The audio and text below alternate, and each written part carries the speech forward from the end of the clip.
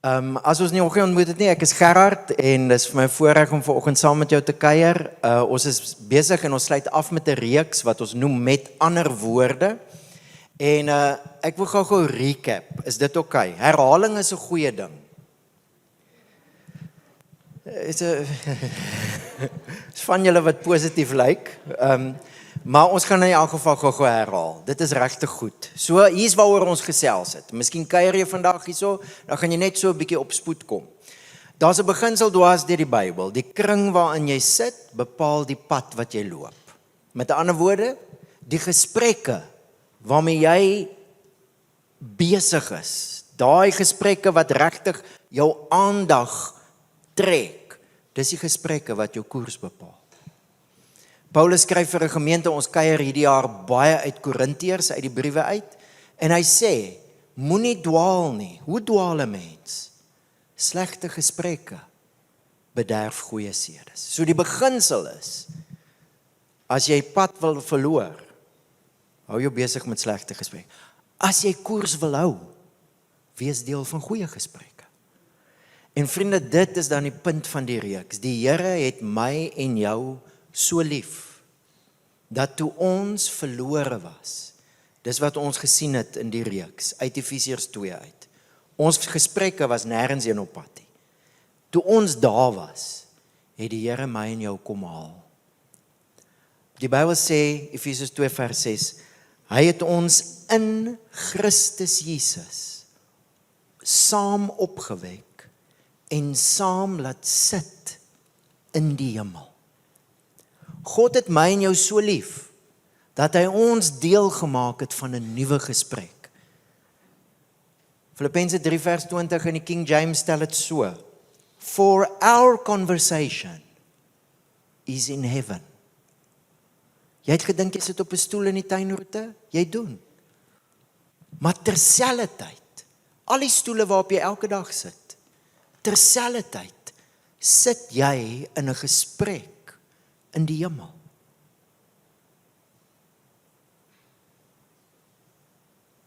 Dis wat God met ons kom doen het. Hy het ons so lief dat hy ons deel gemaak het van sy gesprek. Vader, Seun, Heilige Gees. Waaroor gaan die gesprek in die hemel? Dit het ons gekyk na in hierdie reeks en eintlik het ons die hele jaar laas jaar met dit tyd gespandeer. Waaroor gaan die gesprek in die hemel? Die hemel is die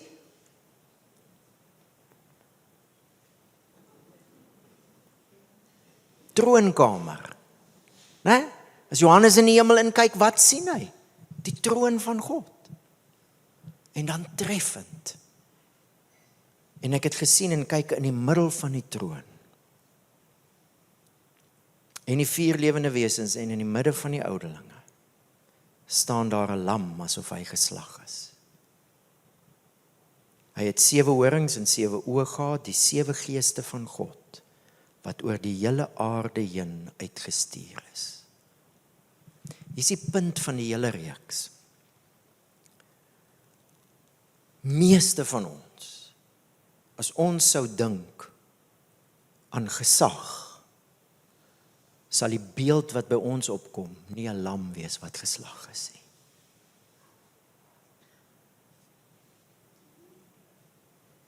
Die gesprek in die hemel is so nodig. Die mensdom, die wêreld, het nodig dat daar mense is.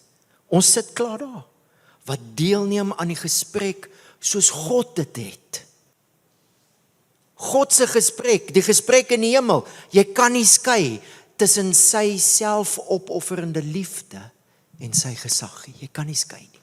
Dis een gesprek. Sien, hier's wiskunde en daar's wetenskap. Dis een gesprek. God se gesag en God se selfopofferende liefde. Kan jy dink as dit in ons wêreld so kan wees?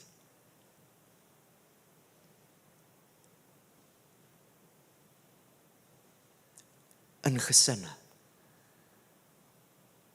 in werke, in kerke, in skole, gesag en selfopofferende liefde is een ding.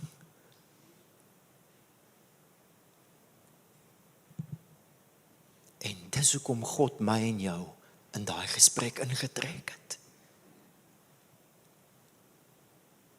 Want hy's besig met iets in die wêreld. Hoe het Jesus ons leer bid? Vader, laat u koninkryk kom, laat u wil geskied soos in die hemel. Vanuit die lam kom God se koninkryk na hierdie wêreld toe. 7 geeste, die volmaakte werking van die Heilige Gees. Uit die lam uit. En dis die gesprek waarvan ek en jy nou deel is. En ons het nou 'n bietjie gekuier oor dit, oor die afgelope paar weke. Hoe lyk daai heerskappy? Die Vader praat met die Seun, Hebreërs 1 vers 8, en hy sê vir hom, u troon, o God, is vir ewig en ewig, en die scepter van geregtigheid is die scepter van die koninkryk. Geregtigheid is deel van God se liefde. Hoekom? Geregtigheid is God's compassionate love in action. God wat neerbuig en dinge regmaak. Dis geregtigheid. God is nie iemand met 'n lysie en hy soos 'n regter, o jy het oortree. God is nie onpartydig nie. Is jy nie bly nie? God het kant gekies. Hy het kant gekies. Hy's vir ons. Lyk my nie, glo my nie. Luister daai prentjie uit jou kop uit van 'n regter wat so sit. Jy kyk na Jesus, dan sien jy die regter. En die lam het kant gekies. God is vir sy skepping. God is vir die mens. Selfs toe ons sondaars was, het Jesus sy lewe vir ons gegee. Klink dit soos 'n ander geregtigheid? Dit is. En dis die geregtigheid waarmee Jesus heers. Geregtigheid is deel van God se liefde. 'n Liefde wat dinge regmaak. 'n Liefde wat oordeel. Ja. Jy gaan tog die dokter toe en sê vir die dokter, "Hemel, maar jy's am judgerig nie."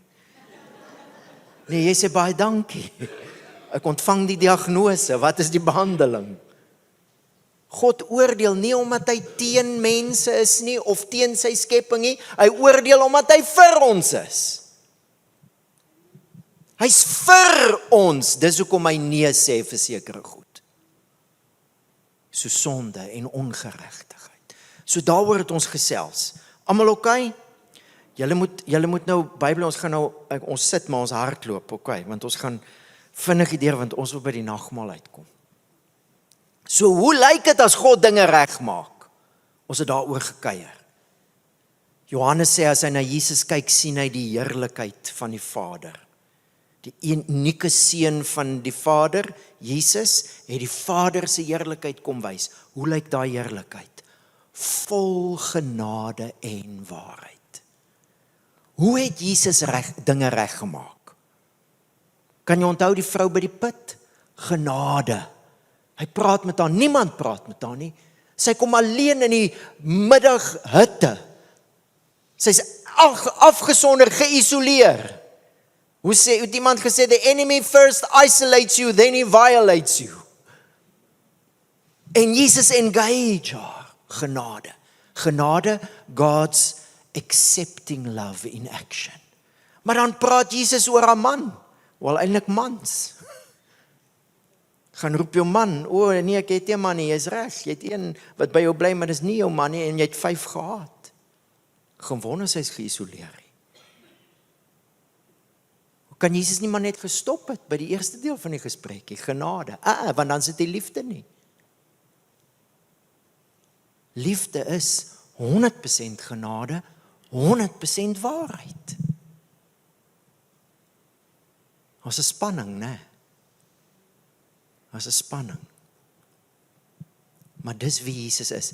Kan jy onthou dat Jesus nie vir die vrou gesê het, God is lief vir jou nie?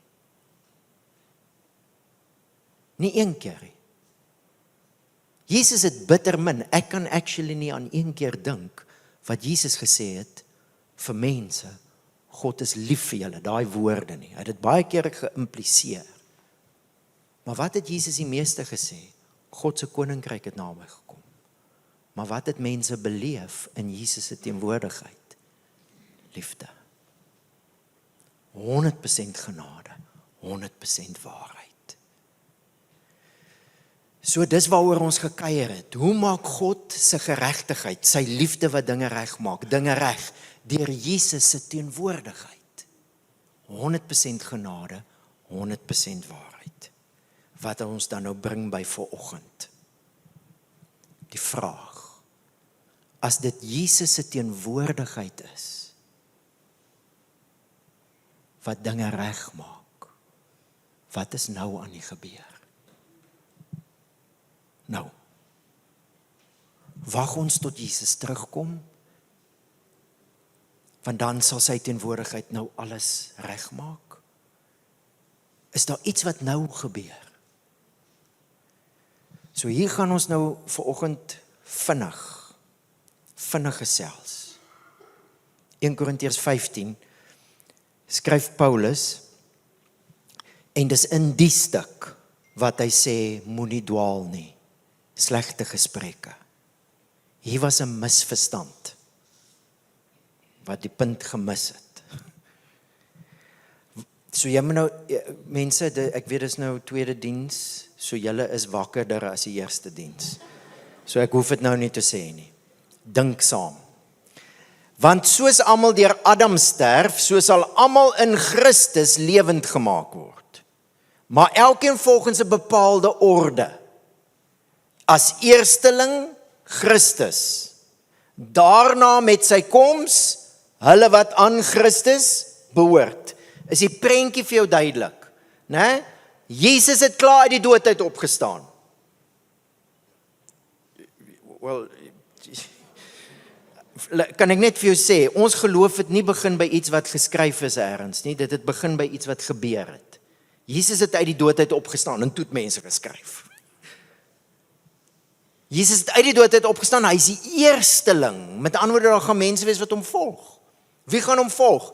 Wanneer hy terugkom, almal wat aan hom behoort. Maar wat nou van die tussenin? Wag ons nou? Ons sien baie uit, maar wag ons nou net. Kom ons lees verder. Dan, wanneer Jesus terugkom, kom die einde. Wanneer hy die koningheerskappy aan God die Vader sal oorgee, wanneer hy alle heerskappy en gesag en mag vernietig het. OK? Want Christus moet as koning regeer totdat hy al die vyande onder sy voete gestel het. Die laaste vyand wat vernietig moet word is die dood. So die prentjie, hoor gou die prentjie. Heers Jesus klaar. Wat is die laaste vyand wat hy gaan vernietig? Wanneer doen hy dit? Wanneer hy terugkom.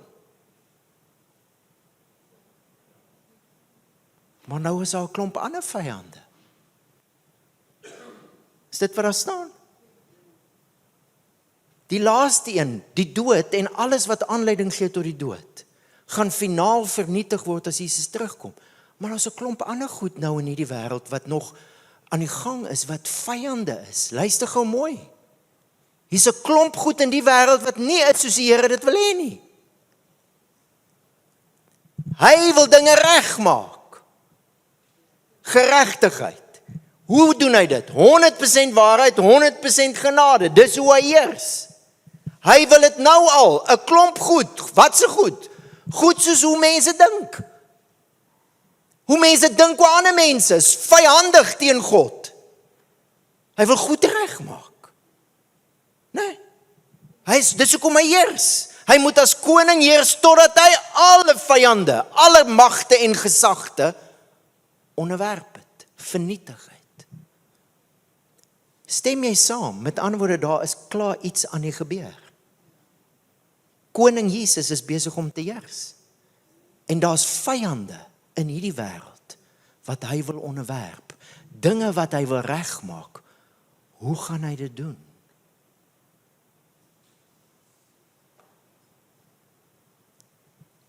Hoe gaan hy dit doen?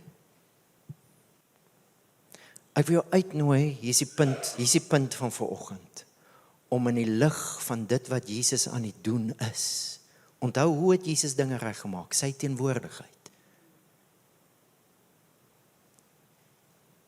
Om in die lig van dit te hoor, wat die Nuwe Testament oor en oor en oor en oor en oor en oor en oor en oor sê. Daar's mense wat dit wil laat klink asof daar ergens 'n tempel gebou moet word en dan gaan God se planne gebeur in die wêreld. Luister wat die Nuwe Testament baie duidelik maak. Drie verskillende hoofstukke in Korintiërsbriewe. Dieselfde hoofstuk wat ons Efesiërs 2, wat praat oor God se genade, wat ons nou in die hemelse gesprek, gaan lees hom verder. Hy sê dieselfde ding. Wat is hierdie ding? Hoe gaan Jesus nou deur sy teenwoordigheid nou al dinge wat nie God se wil is nie, in lyn bring? Weet julle nie dat julle 'n tempel van God is? En dat die Gees van God in julle woon. As iemand die tempel van God skade aandoen, sal God hom skade aandoen, want die tempel van God is heilig en die tempel is julle. Jesus heers. Hy heers deur die volmaakte werk van die Heilige Gees, die lam, die sewe, die volmaakte werk van die Heilige Gees. Maar waar woon die Gees? In die tempel. En het jy gehoor, dis nie tempels nie. Dis nie jy in jou klein hoekie en ek in myne nie. Jy het hom gehoor, né? Dis tempel. Weet julle nie dat julle die tempel is? Hoe is Jesus teenwoordig in sy wêreld, waar hy klaar koning is? Jy verstaan, né? Ek wil jou vanoggend uitnooi, my vriend, om te dink oor hierdie roeping. Ek dink hierdie roeping maak 'n magtige appel op ons lewens. Jesus is teenwoordig in sy tempel. Wat het Jesus gesê vir sy disippels? Het hy vir sy disippels gesê, aan die liefde wat julle vir die wêreld het, sal die wêreld weet ek het gekom? Is dit wat hy gesê het?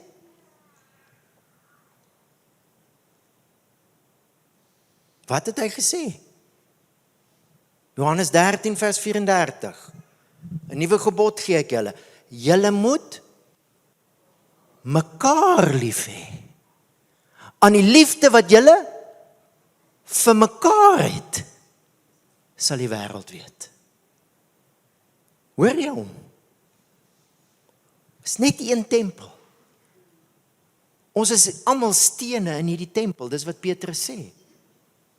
Jy kan jou voet baie seer maak met 'n klip wat los lê. Kan hard val. Ons is almal stene in een gebou. En saam is ons sy tempel. So wat is Jesus se begeerte? Ons moet mekaar lief hê soos hy. Sodat hy teenwoordig kan wees in die wêreld. Verstaan jy? Verstaan jy?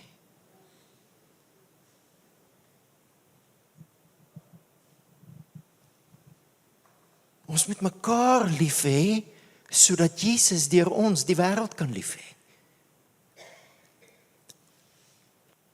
100% genade. 100% waarheid. Vir God se geregtigheid in hierdie wêreld. Kan ek jou uitnooi? Ons het nie baie tyd nie. Ons het nou omtrent 'n uur en 'n half oor en dan moet ons klaar wees. Ek wil by jou pleit om nou hieroor te dink. Op 'n stadium sê Jesus, hy sê wanneer die Heilige Gees kom, Johannes 16, dan sal die Heilige Gees die wêreld oortuig van sonde en geregtigheid en oordeel. Maar wat sê Paulus? Waar woon die Gees? In die tempel. Verstaan jy? Kan ons bietjie sit en gesels hieroor? Hoe moet die Heilige Gees 'n spieël vir die wêreld ophou? En sê daar's 'n nuwe manier van mens wees. Julle het die doel gemis. God maak nou dinge reg. En dis hoekom hy dinge oordeel. Hoe moet die Heilige Gees daai spieël vir die wêreld ophou? Aan die liefde wat julle vir mekaar het. Ek kan sien, jy begin dit sien. Hier is die volmaakte werk van die Heilige Gees. Hier word Jesus teenwoordig. Hier. 100% genade, 100% waarheid, sodat die wêreld reggemaak kan word.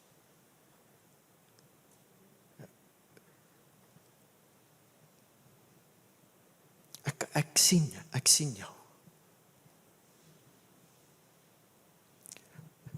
Dit maak 'n geweldige appel op my lewe, né? So kom ons deurdink kom, vriende. Daar's 'n werk wat klaar gedoen is. Daar's 'n afgehandelde werk. Wat is die afgehandelde werk? Deur Jesus se offer het God jou klaar in die hemel gesit. Jy's in daai gesprek.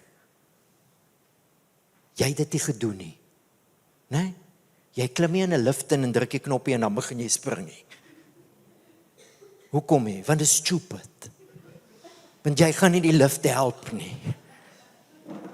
Jy het nie gehelp. God het dit gedoen. Hoe sê Paulus in 1 Korintiërs 1? Hy sê deur hom is julle in Christus. Hoor jy? God het dit gedoen. Jy's in Christus. Ek en jy is saam opgewek. Maar ek kan nie meer net aan myself dink nie, want dis wat hy sê, julle is saam opgewek. Ek moet anders begin dink oor jou en jy oor my. Ek moet jou in Christus sien. Ek kan nie meer met jou relate soos hoe die wêreld was nie, voor Jesus nie. O, jy's 'n blanke en jy's 'n nie blanke. As dit my denke oor jou bepaal, is ek in die vlees. Ek moet jou in Christus sien. Paulus skryf dit, 2 Korintiërs 5. Kom ons lees dit. Hy sê, ek gaan net gou kry. Vers 14, die liefde van Christus dryf ons, omdat ons tot die insig gekom het, dat indien een vir almal gesterf het, almal het gesterf. En hy het terwille van almal gesterf, sodat die wat leef nie meer vir hulle self leef nie, maar vir hom wat terwille van hulle gesterf en opgewek is. Gevolglik ken ons van nou af niemand meer na die vlees nie. Ek kan nie meer aan jou dink soos hoe die wêreld was voor Jesus nie. Dis wat vlees. Vlees is nie hier liggaam nie, hoor.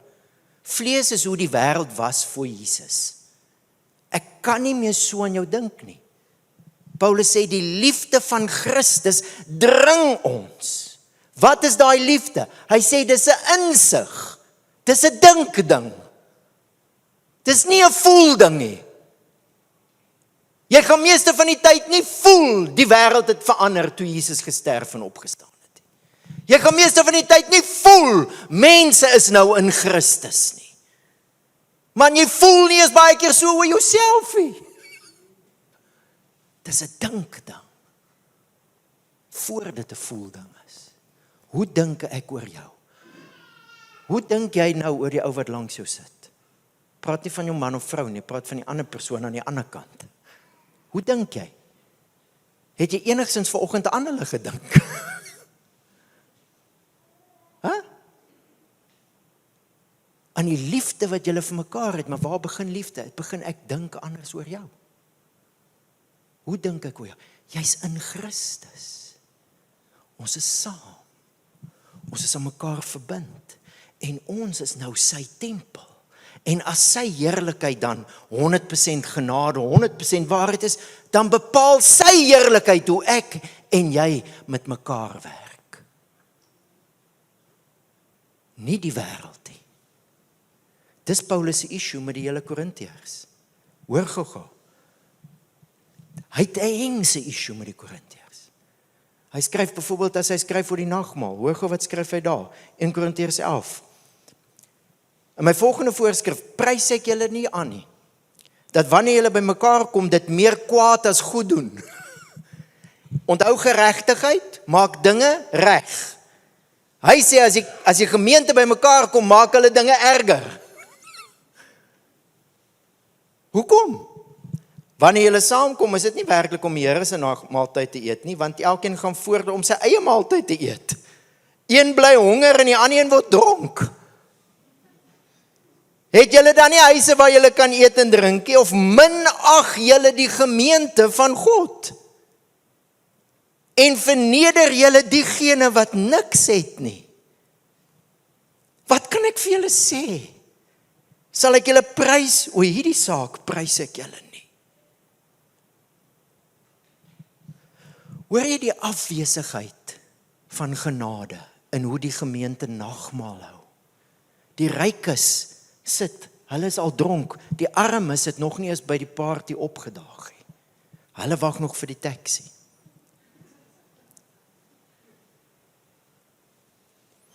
Vriende, dis baie interessant, as jy gaan kyk na antieke dokumente, daar's baie geskrifte wat vertel hoe eetgewoontes in daai wêreld gewerk het. Daar was huise wat so 30-40 mense kon hou. Maar dis hoe dit was in daai kultuur. Die rykes is een kant. Hulle kry die meeste en die beste kos en wyn. Die armes het 'n aparte tafel, klasse.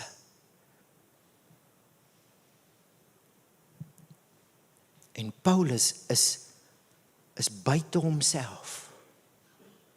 Want die tempel van God, die woonplek van God se heerlikheid, is meer 'n weerspieëling van die wêreld as van Christus.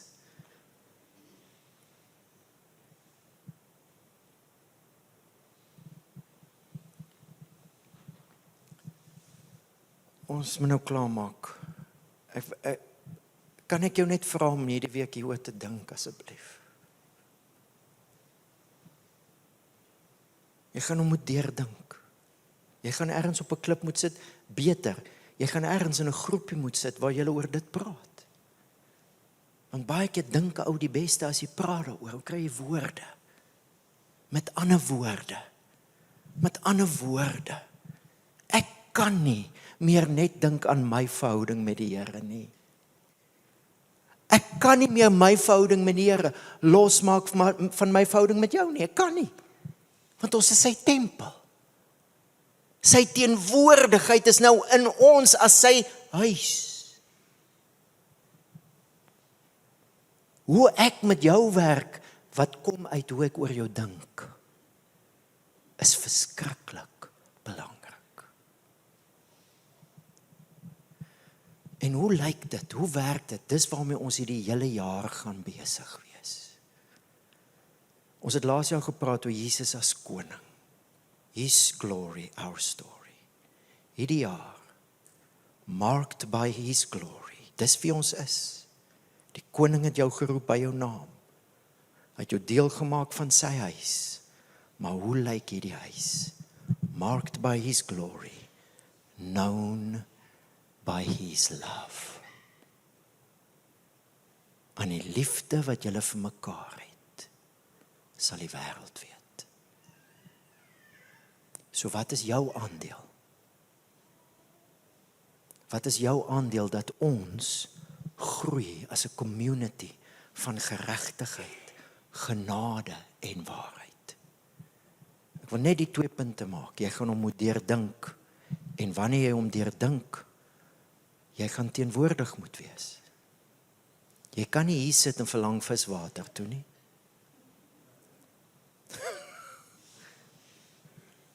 Ons een oom het altyd gesê, jou eerste bediening is om op te daag. You must become present. Jy moet teenwoordig wees. Ek wil jou vra om hierdie week te gaan dink, hoe dra jou teenwoordigheid by dat ons groei in geregtigheid, genade en waarheid? Het jy ooit daaroor gedink? Hier kom mense vanoggend hier in, van hulle, jy sal nie weet nie. Een nou sê vir my in die eerste diens, sy pa is gisteroggend dood. Beroerte, uit die bloute. Jy weet nie, jy staan langs hom in worship om jou elleboog kap hom in die gesig. Worship die Here. As een lid ly, as een lid bly is, verstaan jy? Ek kan sien jy verstaan. Maar dit maak 'n appel op ons lewens.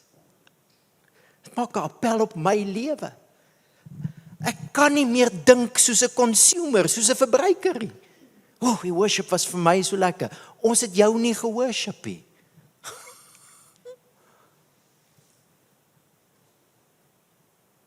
Ons kom nie meer net om te ontvang nie. Ons is op 'n ander manier teenwoordig. Gaan dink om deur. Natuurlik gaan jy dinge ontvang. Natuurlik.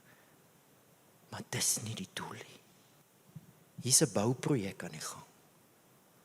Paulus sê, soos 'n bekwame boumeester, 1 Korintiërs 3, het ek die fondasie gelê. Elkeen moet pas op hoe hy bou. Die bouprojek het skeef getrek. Miskien gaan ons nou dinge moet afbreek. Jy kan nie hierdie reg pleister nie. Ons gaan miskien van die stene moet afbreek. Hierdie hele ding dat mense dink ons kan kerk toe gaan. Jy kan nie. Ons is die kerk. Ons kan na byeenkoms toe. En dis baie belangrik, want Jesus sê, wat 2 of 3 van julle in my naam saam is ek teenwoordig. Hoekom? Want dis waar julle gaan leer om mekaar lief te hê. En dis hoe ek die wêreld gaan verander. Jy het hom, né? Jy het hom. Jy het hom. Hy het jou geroep. Die koning het jou by jou naam geroep. Hy het jou gekies, jy's uniek om ingebou te word in sy huis. En dis maal 'n miljoen, biljoen keer wat vanoggend gebeur wanneer ons nagmaal gebruik. Ons word gevoed met die Here se teenwoordigheid, met sy liefde, 100% genade, 100% waarheid. En ons gebruik dit op so 'n manier dat my teenwoordigheid miskien vir iemand iets kan beteken. Jy al gedink aan? Hier kom mense vanoggend hier in. Die laaste ding in hulle breine is, hulle is die Here se geliefde kind. En nou sing 300 mense saam. En iets gebeur in daai ou se hart. Waarheid skiet wortel. Ek kan anders begin dink oor myself. Man, is beteken nie eens in die liedjies nie. Partykeer is dit net in hoe jy iemand groet. Wat iemand genade beleef. So dis waarmee ons die hele jaar gaan besig wees. Maar ek wil jou hierdie week vra aan die einde van die reeks, gaan dink hieroor. En kom wees dan teenwoordig, maar miskien op 'n ander manier. Hoe kan my teenwoordigheid help hierdie bouprojek? En mag die Here vanoggend terwyl ons die nagmaal gebruik, sy woord bevestig aan jou. Jy's ingesluit. Jy sit in hemelse plekke en hy woon in jou. God het nie uitgetrek toe die gebou skeef raak nie. Hy stuur 'n apostel met 'n brief. En hy help ons. God onttrek nooit nie. Nooit nie. Hy kom woon. Maar ek dink as ek en jy eerlik is, sal ons sê, daar's van die bouwerk wat skeef is. En die Here gaan ons help. Amen. Hy gaan ons help. Ag, ek wil nog net aanhou, maar dis nou klaar. So ons gaan nou nagmaal gebruik. En jy gaan nou eet en drink aan die liefde van God. 100% genade. Jy syne. 100% waarheid. Hy is in jou betroubaar. Hy gaan dinge judge. Natuurlik gaan hy dinge judge. Maar is omdat hy vir jou is. En dis wie ons is. Die tempel van hierdie koning. Sodat die wêreld kan weet. So ek wil jou uitnooi om nagmaal elemente te gaan haal. Miskien wil jy namens jou gesin kom, broodjie vat, kelkies vat en dan toe kom sit en as almal kom haal het, dan gaan ons saam gebruik. OK. So kom ons gaan haal nagmaal elemente.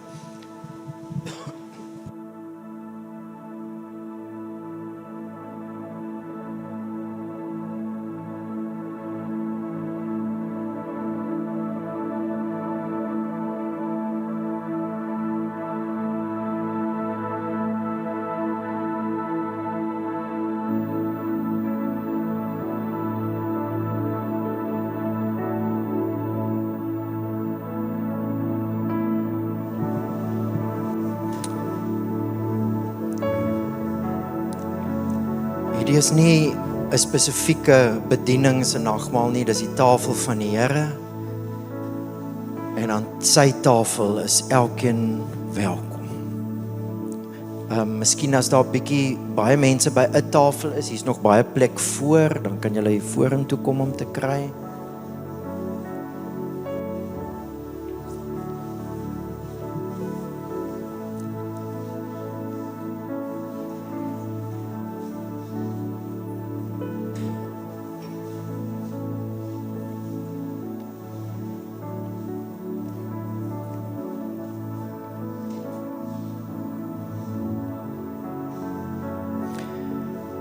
Kan ek jou uitnooi terwyl mense nagmaal elemente kry, wil jy nie net so bietjie sit en dink aan dit wat jy nou vanoggend uit die woord van die Here uit hoor en net self met die Here praat.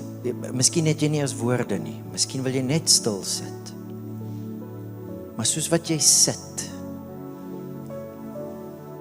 besef dat dit jou posisie is. Dis wie jy is en dis waarvan jy deel is. So kom ons dink so 'n bietjie, praat self met die Here, miskien jy wil jy vir hom dankie sê dat hy jou geroep het. Miskien wil jy vir hom vra om jou te help om oor hierdie dinge te dink, te gesels. Miskien besef jy ook in jou manier van dink is daar aanpassings nodig, sodat ons saam kan groei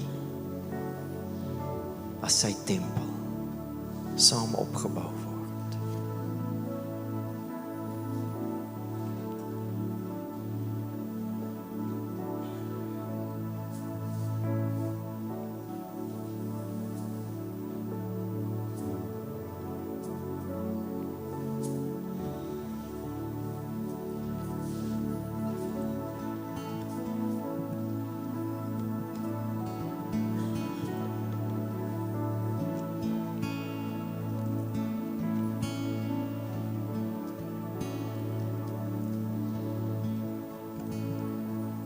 Dwars deur die hele Bybel was die tempel die woonplek van God se heerlikheid.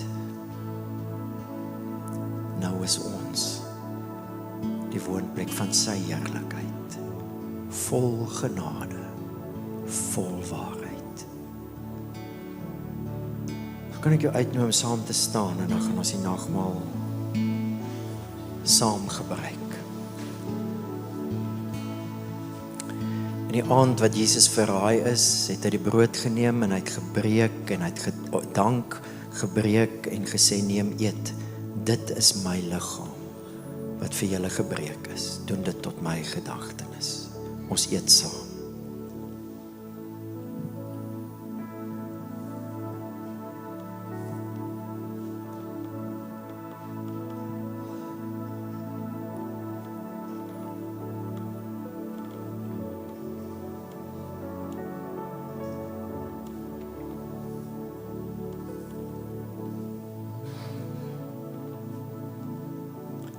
Hy het ook die beker geneem en nadat hy gedank het, het hy gesê, dit is die bloed van 'n nuwe testament, my bloed.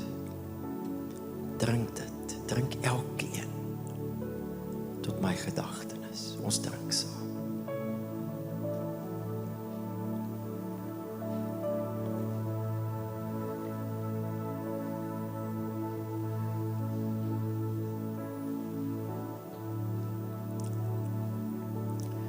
Kom ons neem tyd om die koning te aanbid vir sy liefde, vir wie hy is en vir wie hy ook nou in ons is deur sy teenwoordigheid. Kom ons aanbid.